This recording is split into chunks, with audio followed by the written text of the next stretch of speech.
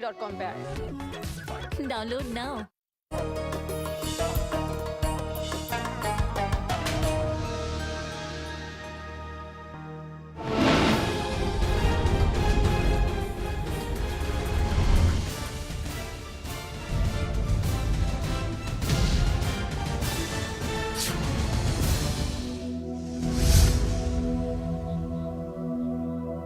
आदाब, मैं अंशु नैथानी हाजिर हूँ हिंदुस्तान के सोशियो कल्चरल और इकोनॉमिक इश्यूज पर खास प्रोग्राम लेकर।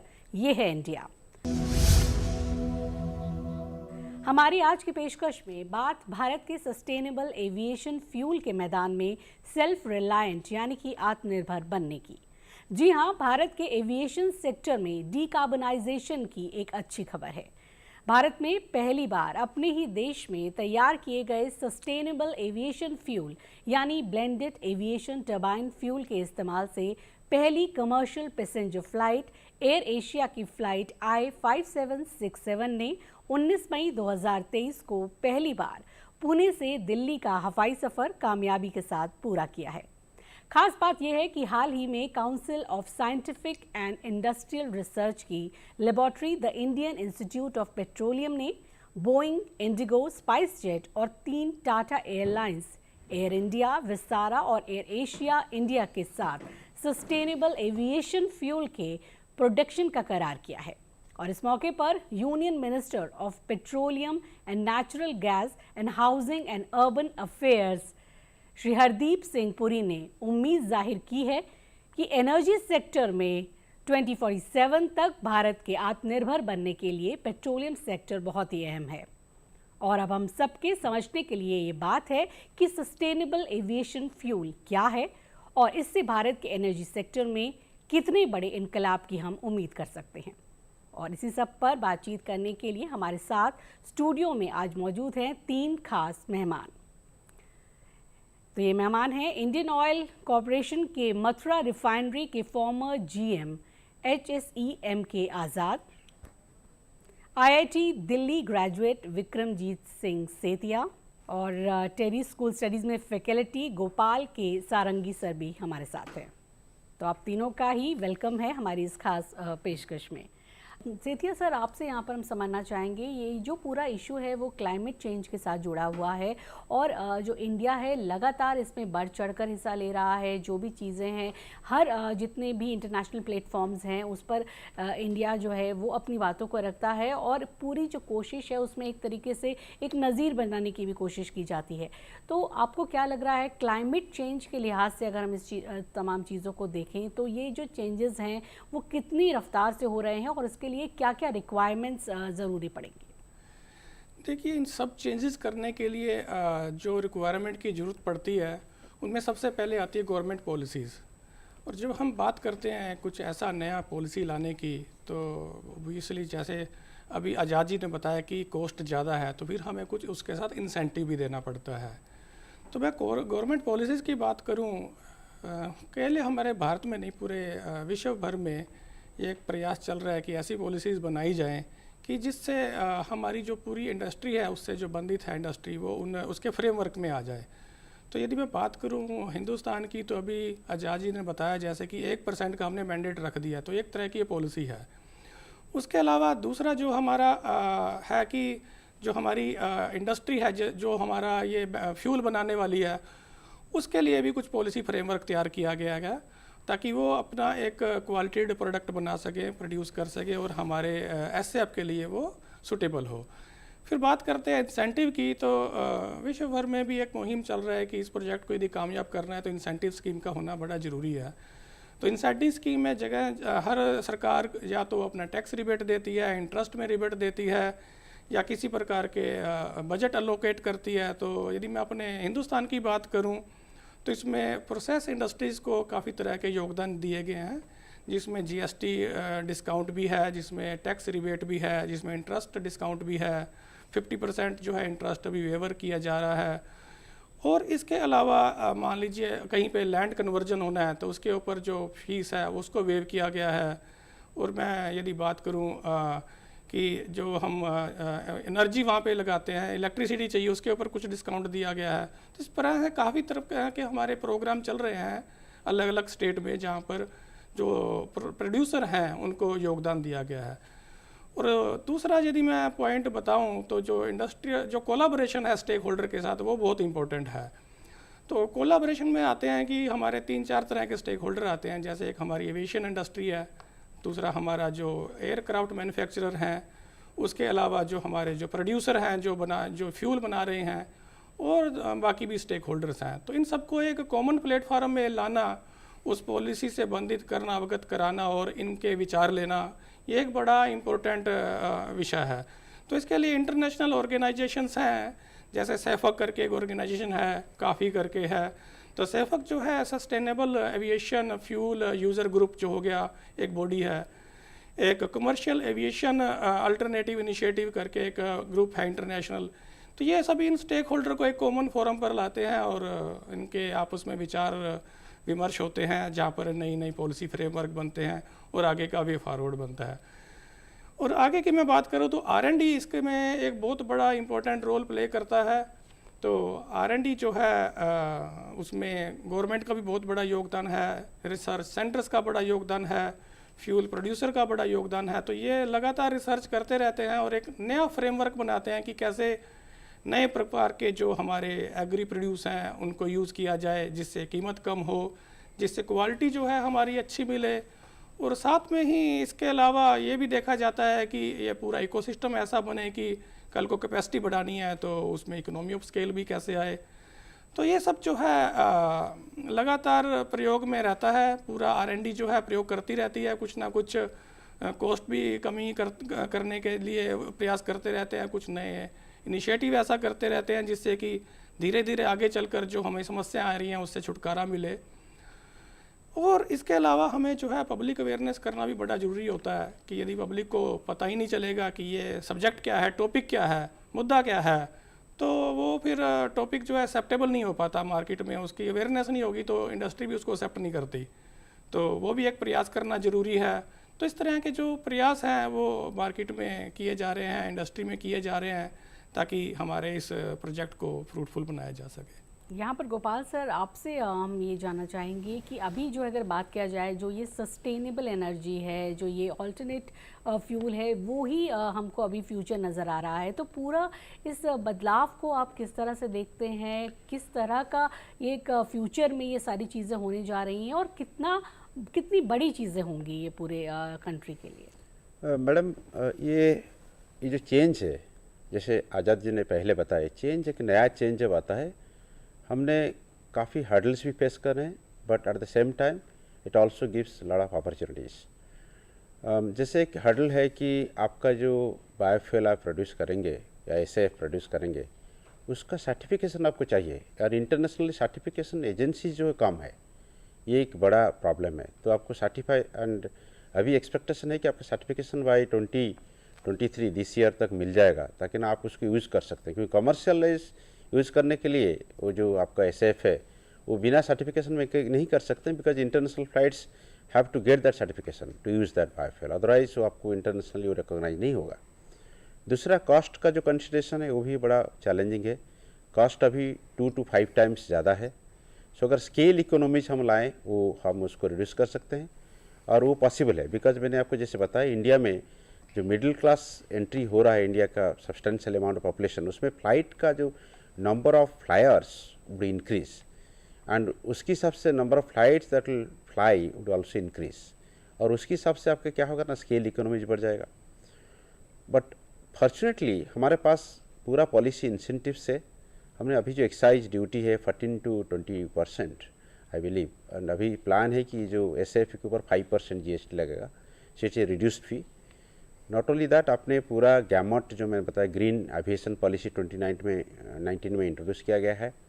उसके साथ हमने काफ़ी सारे एफर्ट जो नॉन SAF रिलेटेड भी लिए हैं, ताकि ना SAF also get that opportunity. उसको छोड़ के हमारा बायोफ्यूल की रेंज में भी काफ़ी सारा पॉलिसी आया। 2018 में हमारा जो पॉलिसी है नेशनल लेवल में, उसको अमेंडमेंट किया गया। 2022 में काफ़ी सारे स्टेट में बायोफ्यूल्स पॉलिसी लाया गया। बट चैलेंज इसमें यह है कि जो आप बायोफ्यूल्स प्रोड्यूस करेंगे उसमें हम लोग कभी कभी डिस्कस करते हैं कि आपका ना जो फ्यूल एंड फूड कंपटीशन हो जाता है, कि आप फ्यूल प्रोड्यूस करेंगे तो फूड की जगह कर रहे हैं, तो फूड प्रोड्यूस करने के लिए फिर क्या करेंगे।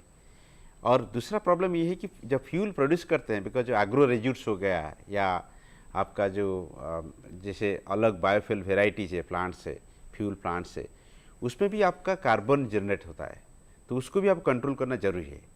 तो ये जो है एक तरह से ये चैलेंज है, दूसरी तरह से अपॉर्चुनिटीज है। अपॉर्चुनिटीज ये भी है कि आप एम्प्लॉयमेंट जो है 1,20,000 employment is projected to be created. So ये पूरा सिस्टम है, तो सिस्टम को हमको बैलेंस वे में लेना पड़ेगा, बिकॉज गवर्नमेंट का जो टारगेट है, मैंने जैसे बताया 2 तरह के टारगेट है। एक तो लार्जर जो ग्रीन ग्रोथ टारगेट है 2030 में, जो NDCs हमने नेशनली डिटरमिन जो कमिटमेंट्स है, और लॉन्ग टर्म 2070 का है। 2030 के लिए हमारा जो अभी एविएशन जो SFA का जो टारगेट है कि 1% ब्लेंडिंग बाई 2025 और 10% 2030, ये जितना ईजी दिख रहा है उतना ईजी नहीं है। हमको सिस्टम क्रिएट करना पड़ेगा, पूरा जो एसोसिएटेड सिस्टम से उसको हमने क्रिएट करना पड़ेगा, तभी हम अचीव कर पाएंगे। ये हमारा जो ब्रॉडर स्टोरी है इसका यही है। बिल्कुल, चैलेंजेस तो हम देखें, लेकिन चैलेंजेस के साथ साथ देखें कि इतनी सारी अपॉर्चुनिटीज़ भी है, इतनी सारी अपॉर्चुनिटीज़ भी ये लेकर आ रहा है। आज़ाद सर, आपसे जानना चाहेंगे, अगर इस पूरे हम फील्ड की बात करते हैं तो कितनी अपॉर्चुनिटीज़ है? जैसे कि बात हो रही है एग्रीकल्चर के सेक्टर में भी बहुत अपॉर्चुनिटीज़ में हो सकती है, बहुत एम्प्लॉयमेंट क्रिएट हो सकता है, और एक जिससे कह सकते हैं पूरा एक नया फील्ड सामने है जिससे हम क्रिएट कर सकते हैं, बहुत कुछ हासिल कर सकते हैं। आपको क्या लग रहा है, काफ़ी अपॉर्चुनिटी है इस क्षेत्र में? मैं एनवायरनमेंट्स के मुद्दों से जुड़ा रहा हूँ, तो मैं एनवायरनमेंट के एंगल से अगर मैं बात करूँ, उस दृष्टिकोण से देखूँ, तो इससे हमें कुछ ऐसी समस्याओं का समाधान मिल रहा है जो अभी तक हमारे पास, जिसका कुछ समाधान हमें सूझ नहीं रहा था। जैसे अब टेक्नोलॉजी आई है कि हम म्यूनिसिपल सॉलिड वेस्ट को भी हम इस तरह के फ्यूल में कन्वर्ट कर लें, सस्टेनेबल एविएशन फ्यूल है या दूसरे भी ट्रांसपोर्ट फ्यूल्स हैं। तो ये एक बहुत बड़ी समस्या का एक ऐसा हल है जिससे ना केवल हम उस समस्या से हमें समाधान मिलेगा और हमें फ्यूल भी मिलेगा, हमारा इंपोर्ट डिपेंडेंस कम होगा। तो म्यूनिसिपल सॉलिड वेस्ट इंडिया में तो बहुत बड़ा प्रॉब्लम है, ग्लोबली भी है, जो हम कूड़े के पहाड़ देखते हैं, फिर लैंडफिल के लिए हमें जगह नहीं मिलती है। तो ये एक बहुत अच्छा है। दूसरा जो मैं अभी बताना चाहूँगा, मैंने बताया कि इंडियन ऑयल जो प्लांट सेटअप करने जा रहा है पानीपत रिफाइनरी में, लेंजरटेक में, तो वो प्लांट बेस्ड है एग्रीकल्चर वेस्ट पे, एग्रीकल्चर रेजिड्यू पे, और ये पानीपत में किया जा रहा है। ये ध्यान रखते हुए बहुत समय से हम लोग ये जो पराली जलाए जाने की समस्या से, और विशेष रूप से दिल्ली में इस समस्या से जूझ रहे हैं, तो इसको ही ध्यान में रखते हुए कि जिससे किसानों को भी फ़ायदा हो, उनको भी जो चीज़ उनके लिए बिल्कुल बेकार है, वेस्ट की है, और उसको किसी भी तरह से करना उनके लिए इकोनॉमिकली पॉसिबल नहीं होता, तो वो जलाते हैं। तो उसी वेस्ट के बदले में उन्हें भी कुछ आर्थिक रूप से कुछ फ़ायदा हो जाए, और हमारा भी यहाँ पे एक एनवायरनमेंटली सस्टेनेबल फ्यूल बन जाए। तो इस तरह की जो टेक्नोलॉजीज़ आ रही हैं, तो इससे एक बिल्कुल नई दिशाएं खुल रही हैं, बहुत सी इससे समस्याएं भी हल होंगी। तो केवल फ्यूल के लिए नहीं है ये, एनवायरनमेंट सस्टेनेबिलिटी पे, क्लाइमेट चेंज के लिए ये एक तीर से बहुत से शिकार होंगे जी। तो इसलिए मैं इसके लिए बहुत आशान्वित हूँ। सफ़र बहुत लंबा है, लेकिन कहा जाता है जो सफ़र इख्तियार करते हैं वही मंजिलें पार करते हैं। तो मुझे उम्मीद है कि इस सफ़र में हम बहुत सी मंजिलें पार, यानी कि बहुत ही ब्राइट फ्यूचर हम इस पूरी फील्ड में देख पा रहे हैं। गोपाल सर, यहाँ पर हम आपसे जानना चाहेंगे, जैसे बताया कि बहुत सारी कोशिशें की जा रही हैं। अभी ब्लेंडिंग को लेकर आपसे मैं यहाँ सवाल करना चाहती हूँ। अभी 1% ब्लेंडिंग से शुरुआत की है और इसको ले जाना है, जो टारगेट है 63%, जो एक ग्लोबल वो टारगेट है वो बताया गया है, और अल्टीमेटली तो 100% भी इसको सिक्योर करना है। क्या आपको लगता है किस तरह से ये ब्लेंडिंग का पूरा मेथड काम करता है, और कब तक और किस तरह से ये अचीव किया जा सकता है? गोल्डी मीट मटन मसाले, जो आपके हाथ का मटन खाए जिंदगी भर आपका हो जाए। जहाँ जाए रिश्ते बनाए गोल्डी मसाले। तो ब्लेंडिंग का जो इशू है उसमें प्रॉब्लम 2 तरह की है। उसको हम इकोनॉमिक्स में बहुत supply side and demand side problems बोलते हैं। सो सप्लाई साइड प्रॉब्लम में ये है कि जैसे मैंने पहले बताया कि आपका जो अवेलेबिलिटी है, जैसे आज़ाद जी ने बताया कि आपको मल्टीपल सोर्सेज देखना पड़ेगा। एग्रो रेजिड्यूट्स हो गया, या वेस्ट जो है म्यूनिसिपल वेस्ट हो गया, या आप जो आप बोलते हैं ना फ्यूल प्लांट्स जो है उसको एनर्जी प्लांट्स जो बोलते हैं, सारे तरह से मल्टीपल ऑप्शंस हमको देखना पड़ेगा।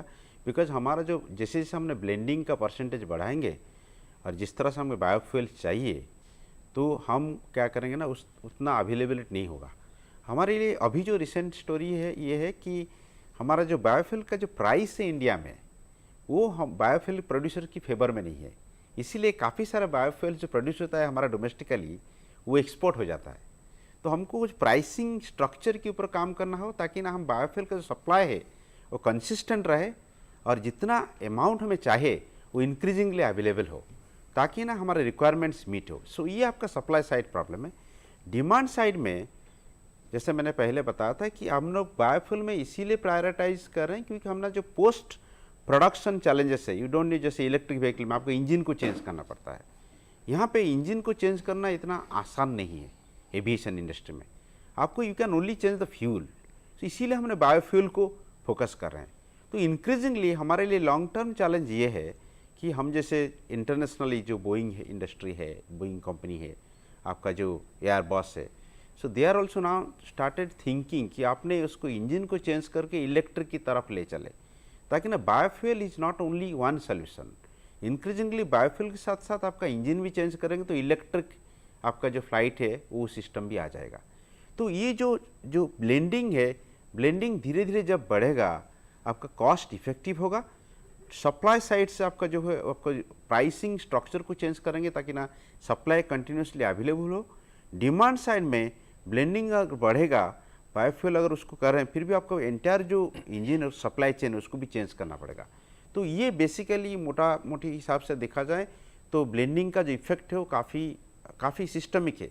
जैसे आज़ाद जी ने बताया कि इसका जो फ़ायदा है बहुत रहेगा। अगर बायोफ्यूल्स बहुत ज़्यादा प्रोड्यूस करेंगे तो फार्मर का इनकम बढ़ेगा, बट उसके लिए आपको इंसेंटिव स्ट्रक्चर चाहिए। ऑलरेडी हमारा बायोफ्यूल पॉलिसी है, बट बायोफ्यूल पॉलिसी को हम ओरिएंट करना चाहिए कि हमने बायोफ्यूल का requirement is not only for diesel, जो अभी जो है आप 10% ब्लेंडिंग है, 20% ब्लेंडिंग है डीजल पेट्रोल इंजन, उसको आगे लेने के लिए आपको बायोफ्यूल का पूरा entire policy has to be change and it has to be oriented कि एविएशन का रिक्वायरमेंट जो उसको भी मीट किया जाए।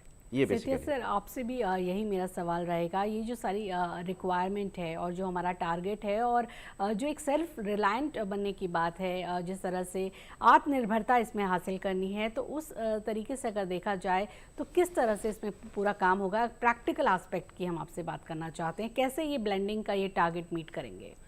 देखिए, इसमें इंडस्ट्री का कमिटमेंट बहुत ज़्यादा ज़रूरी है। यदि मैं बात करूं आज की डेट में कि किसी को कहें कि आप 2 गुना महंगा कोई सामान ख़रीद लो हमारे से, तो कोई भी रेडी नहीं होगा। एनवायरनमेंट तो हमारा क्लीन करना ही है, तो उसके लिए गवर्नमेंट पॉलिसीज़ भी आ रही हैं। बट दूसरी तरफ यदि मैं कहूं कि सभी जो प्लेयर हैं एविएशन के वो एकदम से रेडी हो जाएंगे, तो वो वहाँ कमिटमेंट चाहिए। तो उस कमिटमेंट के लिए सबसे पहले अवेयरनेस करना ज़रूरी है। यदि जनता को पूरी तरह से अवेयरनेस आएगी कि वाकई में ही इससे इन्वायरमेंट को, पूरी सृष्टि को फ़ायदा होने वाला है, तो इंडस्ट्री भी सोचने पे मजबूर होगी कि हमें इस डायरेक्शन में कमिट होना है। तो कमिटमेंट की बात जब मैं करता हूँ तो इसमें कमिटमेंट चाहिए हमें। एक तो इंडस्ट्री की जो एयरक्राफ्ट मैन्युफैक्चरर हैं, एविएशन इंडस्ट्री है, और तीसरा जो बायोमास फ्यूल प्रोड्यूसर हैं। यदि तीनों कमिट करें और इस पूरे साइकिल को इकोसिस्टम में ले आएँ, तो धीरे धीरे ये जो टारगेट है अचीव होने की डायरेक्शन में हम जाएंगे। दूसरी तरफ से हमें यदि जैसा बताया है गोपाल जी ने, यदि हम बायोमास फ्यूल का प्रोडक्शन ज़्यादा करते हैं तो हमारी फूड सिक्योरिटी पे भी एक इशू आता है। तो पैरेलली हमें अपनी फूड सिक्योरिटी को भी ध्यान में देना होगा। अपना एग्री प्रोड्यूस जो है प्रोडक्शन बढ़ाना पड़ेगा। प्रोडक्शन नहीं बनाएंगे तो फूड सिक्योरिटी हमारा बिल बढ़ जाएगा, वहाँ से फिर हम बाहर से इम्पोर्ट करते रहेंगे। तो ये पूरा इकोसिस्टम है। इस पूरे इकोसिस्टम में हमें काफ़ी चीज़ों का ध्यान देना पड़ेगा। और जो मार्केट में जो आज की बात करूं डिमांड एंड सप्लाई की, उसको भी ध्यान देना बड़ा ज़रूरी है। यदि इंडस्ट्री पूरी तरह से कमिटेड है बट हमारे पास सप्लाई नहीं है, तो वो एक हमारे लिए एक दुख नहीं जो डायरेक्शन आ जाएगी। तो सप्लाई को भी टाइमली पूरा करना और पूरा इकोसिस्टम बनाना बहुत इम्पोर्टेंट है, ताकि हम इस पूरे इकोसिस्टम में एनवायरनमेंट को बढ़ाने में पूरा सहयोग दे पाएँ। जिस तरह से बात कर रहे हैं कि रिक्वायरमेंट्स बहुत ज़्यादा है और डिमांड और सप्लाई की यहाँ पर बात है। आज़ाद सर, आपने तो पेट्रोलियम सेक्टर में इतने लंबे अरसे तक काम किया है, आपसे जब बात करना चाहेंगे जो एक्चुअल रिक्वायरमेंट है वो कैसे फुलफ़िल होगी? ये रॉ मटेरियल की जो बात है, आखिर इसके लिए क्या रॉ मटेरियल लगता है और कैसे इसकी भरपाई, इसकी अगर कहा जाए, इसकी पूरा किया जा सकता है? देखिए, जहाँ तक रॉ मटेरियल की बात है, और फॉर्चुनेटली बहुत तरह के रॉ मटेरियल अवेलेबल हैं जिनकी टेक्नोलॉजी भी अवेलेबल है। तो जो सेतिया साहब ने भी कहा, गोपाल जी ने भी कहा कि हम लोग किसी एक सोर्स पे डिपेंड नहीं कर सकते हैं। जिनको हम 1G सोर्सेस कहते हैं, जो बेसिकली क्रॉप्स हैं, शुगर केन है, दूसरी क्रॉप्स हैं। यूएस में कॉर्न पे ज़्यादा इसमें एम्फेसिस दिया जाता है, यूरोप में बीट रूट है, बट ये सारी क्रॉप्स जो हैं ये बेसिकली फूड क्रॉप्स हैं। तो इसके अलावा जो दूसरी क्रॉप्स हैं, जट्रोफा पे काफ़ी समय से काम चल रहा है। तो जट्रोफा एक ऐसी क्रॉप है जो एक्चुअली बहुत ही सूखे इलाकों में भी उसका उत्पादन हो जाता है। तो जट्रोफा इस तरह की क्रॉप्स पे जाने से हमें ये फ़ायदा होगा कि हमारा जो अभी फूड क्रॉप्स के लिए जो एरिया अंडर कल्टीवेशन है वो कम नहीं होगा। दूसरी तरह की क्रॉप्स हैं जो रोटेशनल क्रॉप्स हैं, जिसका भी यूएस में एक्सपेरिमेंट चल रहा है, कैमेलिना है, जो कि हम वीट के साथ या दूसरी सीरियल्स की क्रॉप के साथ कर सकते हैं। और एक जो बहुत बड़ा एरिया है जो है एल्गी का है, जिस पे अभी काम होना बाकी है, और उसमें सबसे ज़्यादा पोटेंशियल इन क्रॉप से करीब 15 टाइम्स 15 गुना ज़्यादा उसमें ऑयल है। तो उस पे काम होना है। और ये एल्गी भी जो है आपके यूज़फुल क्रॉप एरिया में से नहीं आता, ये भी इसी तरह के एरियाज़ में होता है। सॉल्टी एरिया है, वेस्ट एरिया है, इसमें होता है। तो हमको धीरे धीरे अपना फोकस जो है इन क्रॉप से कम करके इस एनर्जी बास्केट में, इस क्रॉप मिक्स में हमको दूसरे रिसोर्सेज को बढ़ाना पड़ेगा।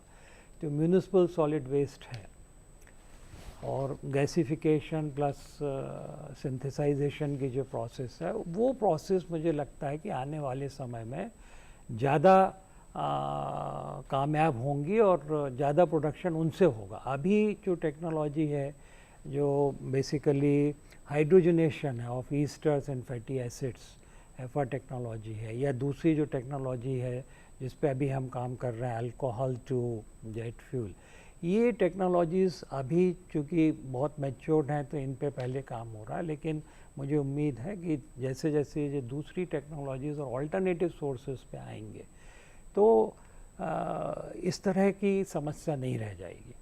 जी बिल्कुल गोपाल सर, यहाँ पर हमें लगता है कि बहुत ज़्यादा इनकरेज करने की ज़रूरत है, चाहे वो एविएशन इंडस्ट्री है, चाहे जो हमारी सारी पॉलिसीज़ हैं, और इसके साथ सिर्फ इंडस्ट्री ही नहीं, जो ट्रैवलर्स हैं, जो कस्टमर्स हैं, एक तरीके से एक पूरी अवेयरनेस करने की ज़रूरत है। तो अगर आप इसे सम अप करना चाहें, किस तरह का आप फ्यूचर देखते हैं इस पूरे फील्ड में, आत्मनिर्भर होने के डायरेक्शन में, सेल्फ रिलायंट होने के डायरेक्शन में, कैसे सम अप करेंगे आप? मैं बहुत पॉजिटिव हूँ इसको लेकर, बिकॉज इंडिया का पोटेंशियल काफ़ी हाई है और इंडिया का जो एविएशन इंडस्ट्री है हम देखें कि आगे जाएगा। इसलिए हमारा जो टारगेट है, हम मल्टीपल बेसिकली जो हमने बोलते हैं इकोसिस्टम हमारे पास ऑलरेडी है। गवर्नमेंट का R&D expenses already, government is doing lot of R&D on this. Commercial जो एयरक्राफ्ट इंडस्ट्रीज है, they are also investing money into it. And interestingly मैंने जो बताया कि carbon market is basically another way of funding your developments, decarbonisation efforts. And उसमें commercial जो aircraft industries है, they are contributing. और इंडिविजुअली ये ऑप्शन आ गया, बहुत इंटरेस्टिंग ऑप्शन ये है कि इंडिविजुअल फ्लायर्स जो है, they can pay a premium and that money can actually being invested in decarbonising and creating space for biofuel. वो बहुत इम्पोर्टेंट मुद्दा है और उसको लेकर काफ़ी पॉजिटिव एनवायरनमेंट क्रिएट किया जा रहा है। पॉलिसी इंसेंटिव्स भी क्रिएट किया जा रहा है, नॉट ओनली सेंट्रल लेवल में, स्टेट लेवल में है। इंडिया जैसे G20 में काफ़ी आगे लेके काफ़ी सारी चीज़ों को जा रहा है। India is positioning itself as a country, responsible country globally. तो एविएशन इंडस्ट्री का जो चेंज है, इसका जो इम्पैक्ट है, पॉजिटिव इम्पैक्ट काफ़ी हाई है और ecosystem has already been created. इसका long term, short term road जो है, पाथवेज है, थोड़ा डिफिकल्टीज है, बट हम लोग सारे पॉजिटिव है कि इसको जो आगे जाएगा इसका फ्यूचर काफ़ी अच्छा है। इट कैन कंट्रीब्यूट, इंडिया के जो क्लाइमेट एक्शन से, क्लाइमेट गोल से, उसको लेकर काफ़ी कंट्रीब्यूट करेगा। इसका जो इम्पैक्ट है बोथ लोकली और ग्लोबली, आप पोल्यूशन का इम्पैक्ट देखिए, CO2 का इम्पैक्ट देखिए, GHG इम्पैक्ट है, ये ओवर टाइम रिड्यूस होगा एंड ये काफ़ी महत्वपूर्ण रहेगा कंट्री का जो डिकार्बोनाइजेशन गोल है, ग्रीन ग्रोथ का स्ट्रैटेजी हो। सीधे सर, आपका भी मैं एक कंक्लूडिंग रिमार्क चाहूँगी। ये 2047 का जो गोल है आत्मनिर्भर बनने का, तो क्या वे फॉरवर्ड आप देखते हैं, कितना आसान तरीके से हो पाएगा? ये एक बहुत महत्वपूर्ण स्टेप है हमारी कंट्री के लिए। यदि मैं बात करूं करंट गवर्नमेंट की और पॉलिसीज़ की, पॉलिसी फ्रेमवर्क उसी डायरेक्शन में जा रहा है जो कि हमने गोल डिसाइड किया है।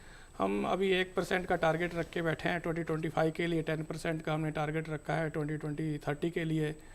इंडस्ट्री पूरी तरह से अभी रेडी नहीं है, बट पूरी उम्मीद है जिस तरह से हमने पास्ट में सस्टेनेबिलिटी के ऊपर और भी काफ़ी प्रोजेक्ट कंट्री ने डिलीवर किए हैं, तो इसको भी हम टाइमली डिलीवर करेंगे और अपने टारगेट को अचीव करेंगे। 2047 में हम जीरो नेट का जो हमारा लक्ष्य है उसे हमारा देश पूरी तरह से प्राप्त करके रहेगा।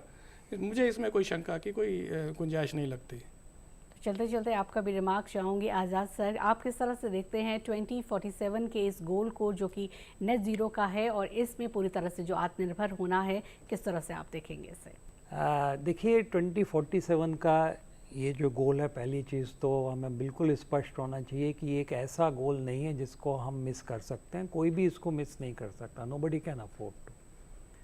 इस समय जो क्लाइमेट चेंज की सिचुएशन है, और अगर हमको ग्लोबल वार्मिंग को लिमिट करना है 1.5 डिग्री सेंटीग्रेड तक, तो सभी सारे विश्व में मिले जुले ये प्रयास हो रहे हैं और सारे सेक्टर्स में हो रहे हैं, वो ऑयल का सेक्टर हो, वो कोल का सेक्टर हो। और हम जैसे प्रयास कर रहे हैं वैसे वैसे नए रास्ते निकल के आ रहे हैं, नई टेक्नोलॉजीज़ आ रही हैं, सभी डायरेक्शंस में काम हो रहा है, इलेक्ट्रिक व्हीकल से लेके, और जैसा गोपाल जी साहब ने कहा कि उस पर भी काम हो रहा है कि एविएशन में भी हम क्या इलेक्ट्रिफिकेशन कर सकते हैं और इस तरह का आ सकता है। तो 2047 तक को जिस गति से इसमें परिवर्तन हो रहा है, अगर मैं देखूं पिछले 9 साल में, तो हमारा सोलर पावर की कैपेसिटी में बहुत ज़बरदस्त इजाफा हुआ है, ऑलमोस्ट 24 टाइम्स बढ़ा है। हमारा नॉन रिन्यूएबल, हमारा रिन्यूएबल एनर्जी जो सोर्सेस हैं उसमें बहुत ही इम्प्रेसिव ग्रोथ रेट रही है। तो पहले जो हमें लगता था कि ये काम नहीं हो पाएगा, बहुत मुश्किल है क्योंकि डेवलपमेंट बहुत स्लो था, तो अभी ऐसा नहीं है, बहुत फास्ट हो रहा है। और मुझे पूरा विश्वास है कि 2047 तक हम अपना गोल को अचीव कर पाएंगे। बिल्कुल, जैसा आप तीनों ही लोगों ने बताया, तो एक ब्राइट फ्यूचर हम देख सकते हैं SF के पूरे इस फील्ड में, और कह सकते हैं कि इंडिया एक ग्लोबल लीडर हो सकता है इस डायरेक्शन में, इस पूरे फील्ड में। आप तीनों ही लोग यहाँ पर आए और इतने वैल्यूबल इन्फॉर्मेशंस यहाँ पर हमारे साथ शेयर की हमारे ऑडियंस के साथ। बहुत बहुत थैंक यू आप सभी का। तो हमारी इस खास पेशकश में फ़िलहाल इतना ही। हमारा प्रोग्राम आपको कैसा लगा, आप भी अपनी राय हमें दे सकते हैं। इसके लिए हमारा ईमेल ID है ddurduspecial@gmail.com। तो इसी के साथ हमारी पूरी टीम को दीजिए इजाज़त। आदाब।